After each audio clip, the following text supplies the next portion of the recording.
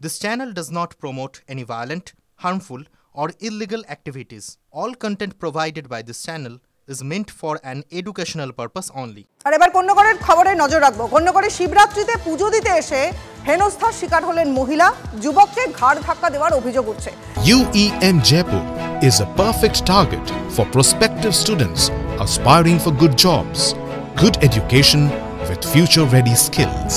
কাঠগড়ায় তৃণমূল কাউন্সিলর এবং তার ছেলে উত্তরপাড়া থানায় গেলে পুলিশ কোনো অভিযোগ নেয়নি বলে অভিযোগ উঠছে। কথা বলবো আমাদের সহকর্মী আশিক ইনসান এই মুহূর্তে রয়েছেন আমাদের সঙ্গে। আশিক, ঠিক কি ঘটেছে? এটা কি শাসকের দাদাগিরির ছবি সামনে আসছে? একেবারেই দেখো, ঠিক কথাই, শাসকের দাদাগিরি নয়, এখানে দিদিগিরির ছবি উঠে এসছে। কন্যগর 12 মন্দিরে প্রতি বছরই শিবরাত্রি উপলক্ষে একটা ভিড় জমে এবং সেখানে বহু মানুষ পুজো দিতে আসে। তেমনই রিসরার এক যুবতী সেখানে পুজো দিতে এসেছিলেন এবং সেই সময় লাইনে দাঁড়ানোকে কেন্দ্র করে বচসা শুরু হয় এবং বচসার সঙ্গে জড়িয়ে পড়েন ওই কন্যগর পুরসভার 6 নম্বর ওয়ার্ডের কাউন্সিলর অঞ্জলি বন্দ্যোপাধ্যায়ের সঙ্গে। এবং তখনই এই কাউন্সিলর যুবতীকে জানতে চান যে তিনি কি তাকে চেনেন কিনা, এবং সম্ভবত সেই যুবতী সেখানে বলেন যে তিনি তাকে চেনেন এবং তারপরেই এই বচসা আরো বড় আকার নেয় এবং সেই সময় তিনি তার ছেলে এবং তার ওয়ার্ডের যে দল রয়েছে, দলের যুবকদেরকে ডেকে পাঠান এবং সেখানে আরো বড় আকার নেয় এই বচসা। এবং সেই কাউন্সিলরের ছেলে তিনি সেখানে যুব নেতা এবং তিনি ওই বচসায় জড়িয়ে পড়েন এবং বচসায় তো জড়িয়ে পড়লো সকলে, কিন্তু উত্তরপাড়া থানায় গেলে পুলিশ অভিযোগ নেয়নি। পুলিশ কি বলছে?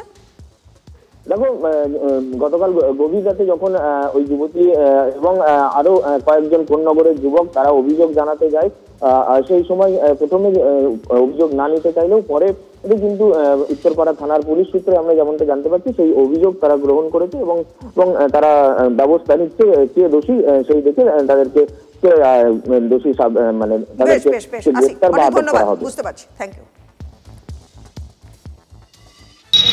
ভিডিও করতে দেখেছে ওকে, তাই ওকে মারা ছেড়ে ওর শ্লীলতাহানি করার চেষ্টা করছিল, সেটা ছেড়ে সে চলে আসে আমার ওপর, আমার গলা চেপে ধরে। কাউন্সিলরের ছেলে লিটারেলি সাউথ ইন্ডিয়ান সিনেমার মতন আমাকে মুখে, আমরা শুনতে পাচ্ছি যে আপনার মদ্যপ করছিলেন বা নেশাগ্রস্ত ছিলেন এমন অভিযোগ উঠছে, কি বলবেন? যদি আমরা ইমিডিয়েটলি টেস্ট তো করাতেই পারে, আমরা তো তখনও বলেছিলাম। যেহেতু এটা প্রচন্ড বাড়াবাড়ির দিকে যাচ্ছে, আমি ফোনে ভিডিও করতে শুরু করি, আমার থেকে তারপর ফোনটা কেড়ে নেওয়ার কন্টিনিউ করার চেষ্টা করতে থাকে। আমি তারপর ফোনটা কোনোভাবে লুকিয়ে নিই। কাউন্সিলরের ছেলে এবং একটু ফর্সা করে মোটা করে ছেড়েছিল, তারা কিছু না ভেবে আমার ওপর ঝাঁপিয়ে পড়ে এবং আমার থেকে ফোনটা ক্রমাগত টানতে শুরু করে। আমি কোনোভাবে ওখান থেকে পিছন দিয়ে পালিয়ে যাই। উত্তরপাড়া থানায় এলাম, আমার কাছে লেখা আছে, আমার কাছে উইটনেসও আছে, কিন্তু উত্তরপাড়া থানা আমার এই কমপ্লেনটা নিল না। এই আজকে যে ঘটনাটা ঘটেছে, এই মুহূর্তের পর আমার সত্যি দাঁড়িয়ে মনে হয় যে আমরা এত যে লড়ছি ঘটনা নিয়ে। এই দুদিন আগে কলকাতায় এরকম একটা নির্মম ঘটনা ঘটলো, কালকে একজন ইভেন্ট ম্যানেজমেন্টের একজন মেয়ে মারা গেছে। কিচ্ছু সুরাহা হবে না, যাদের কাছে পাওয়ার আছে হবে না। কয়েকজন ছিল, সেটা হচ্ছে বাইরে থেকে এসেছিল, আর আমাদের এখানকার কেউ নয়, একটা ছেলে একটা মেয়ে, এই দুটোই করেছে।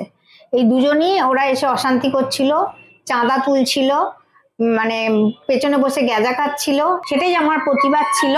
এবার সেই প্রতিবাদ করাতেই তখন এরা আমার উপর আক্রমণ করে, মানে যা তা বলতে থাকে আমাকে। তখন আমি আমার ওয়ার্ড অফিসের সব ছেলেদের ডাকি কিংবা মেয়েদের ডাকি, তখন ওরা ওদেরকে ধাক্কা মেরে বাইরে বার করে। সাধারণ মানুষ ভয় পেয়ে যাচ্ছিল। আমরা তখন ওখানে ঢুকেই ধরুন বলছেন কি আমি মারপিট করেছি, ওইসব কোনো ব্যাপার নেই, আমি ধরে পরিষ্কার ঠেলে বের করে দিয়েছি। কি ভিডিও আমি জানি না, কেন কোনো বহিরাগত ধরুন এখানে এসে ওইসব চলবে না। আমরা শান্তিপূর্ণভাবে পুজো হচ্ছে, ভোলে বাবার হর হর মহাদেব, কোনো অসুবিধার কিছু নেই। দিদির অনুপ্রেরণায় কন্যগরের মানুষ এখানকার এক দিদিগিরি দেখতে পেল। আমরা বারবার বলছি তৃণমূল কংগ্রেস হিন্দু বিরোধী।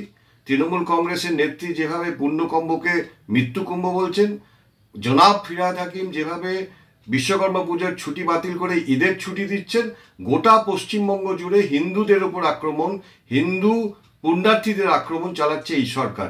কন্যগর 12 মন্দিরের রিসরার কেউ পুজোয় আসতে দিতে পারবে না? রিসরার মানুষ কন্যগরের 12 মন্দিরে বহিরাগত হয়ে গেল, এই নিদান দিচ্ছেন কাউন্সিলর।